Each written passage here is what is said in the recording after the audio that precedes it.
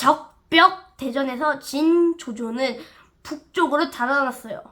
북쪽으로 가려면 험한 산길을 빠져나가야만 했지요.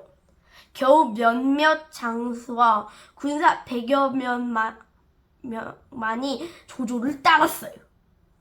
투망자 신세가 된 군사들은 굶주림에 허덕이며 점점 지쳐갔지요. 군사들의 갑옷마저 비와 땀에 젖어 누더기가 되었어요. 게다가 곳곳에 숨어있던 손권과 유비의 장수들이 공격해 왔어요. 다행히 소식을 듣고 달려온 장수들이 조조를 보호해 주었어요. 하지만 적군이 언제 나타날지 몰라 두려움에 떨었지요. 조조는 두려워 울부짖는 군사들을 호통치고 꾸짖었어요. 조금만 쉬어가자고 애원해도 들어주지 않았어요. 군사들은 비틀거리며 겨우겨우 걸어갔어요. 그때였어요. 쾅! 하는 대포 소리가 들리더니 군사 수백 명이 조조 앞을 가로막았어요. 적토마를 타고 청룡 언월도를 든 관우가 나타난 거예요. 조조의 군사들은 놀라 바들바들 떨었어요. 관우다. 무서워. 아이고 조금 관우잖아. 지친 군사들을 데리고 맞서 싸울 수는 없는 노릇이었어요. 조조는 이 고비를 어떻게 넘길까요? 조조는 관우 앞으로 나아가 인사를 했어요. 그리고 공손히 말했어요. 장군께서 지난날 5 관문을 통과하던 일을 기억하시오? 그때 내가 장군을 붙잡을 수도 있었지만 그렇게 하지 않았어. 지금 나는 전쟁에서 지고 이 꼴이 되었소. 예적을 생각해서 길을 열어주시오. 그 말에 관우는 지난 일을 떠올렸어요. 관우는 조조가 자신에게 베푼 은혜를 잊지 않고 있었어요. 그는 의리를 중요하게 여겼어요. 또 조조의 군사들이 눈물을 펑펑 흘리는 것도 마음에 걸렸어요. 항복.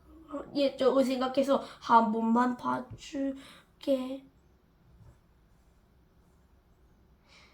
결국 관우는 말을 돌려 세우더니 자기가 데려온 군사들에게 말했어요. 너 이제 사방으로 흩어져. 조조를 살려보내겠다는 의미였죠. 관우 덕분에 조조와 군사들은 무사히 빠져나갈 수 있었어요.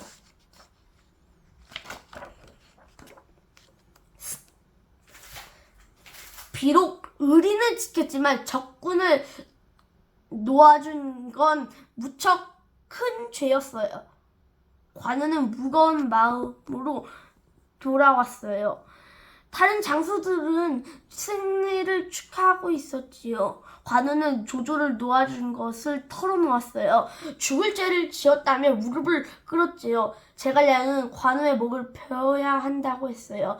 관우도 순순히 두 눈을 찔끔 감았어요.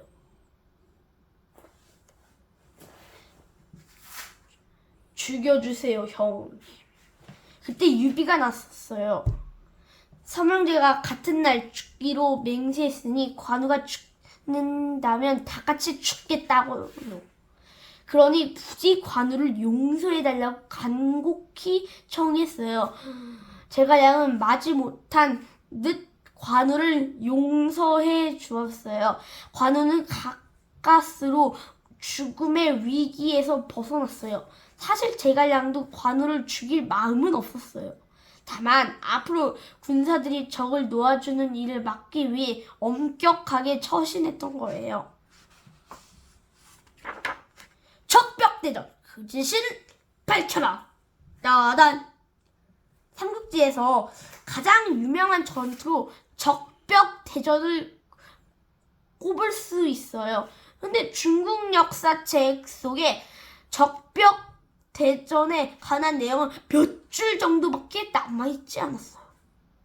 그렇다면 우리가 접한 적벽 대전의 재미있는 이야기는 어디서 유래한 것일까요? 그건 바로 중국 명나라 때 나관중이 쓴 삼국지 연의에 나와요. 역사책 속 짧은 내용의 이야기를 덧붙인 것이죠.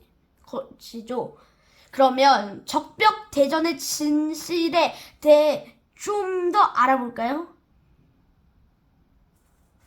208년 조조가 손건 유비 연합군과 싸운 큰 전투가 적벽 대전이지요. 조조가 80만 명이 넘는 군사를 이끌고 동으로 쳐들어갔다고 했는데 실제로는 5천 명 정도밖에 되지 않았다는 주장도 있어요. 딱 5천 명입니다. 적벽 대전을 큰 전쟁으로 보지 않은 거죠.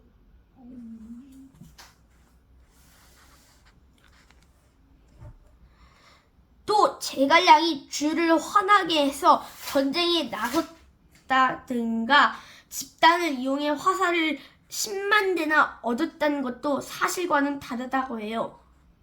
조조의 배를 묶어 불태우자는 기지를 낸 방통은 적벽 대전에 참여하지 않았고요. 조조가 전투에서 진 이유가 화공법 때문에 아니라는 주장도 있어요. 그 당시 많은 군사들이 병에 걸려 죽자 돌아갈 수밖에 없었다는 거예요. 이처럼 실제로 일어났던 적벽 대전과 이야기 속 적벽 대전에는 큰 차이가 있어요. 앞으로도 역사학자들의 연구에 따라 다양한 의견이 나올 수 있으니 관심 갖고 지켜보도록 해요. 그럼 여러분 안녕!